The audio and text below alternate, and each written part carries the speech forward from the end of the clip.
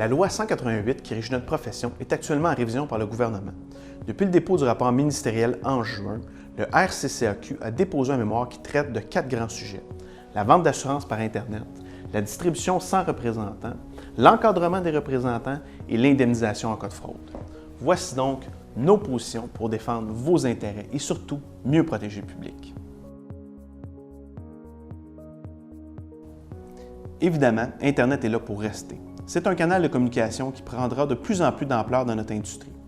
Mais est-ce qu'un site Web peut bien conseiller un client? Est-ce que le consommateur sera mieux protégé si on enlève un représentant certifié du portrait? Bien sûr que non. Nous maintenons la position que nous avons prise en avril, à savoir qu'un représentant certifié doit faire partie de chaque transaction. Notre position est claire. Tous les consommateurs doivent être protégés uniformément.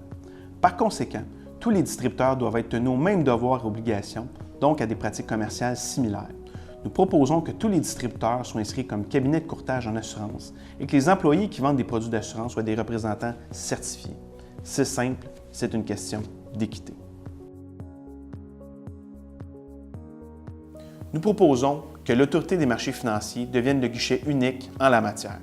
Fini le dédoublement des organismes de supervision des représentants en assurance de dommages.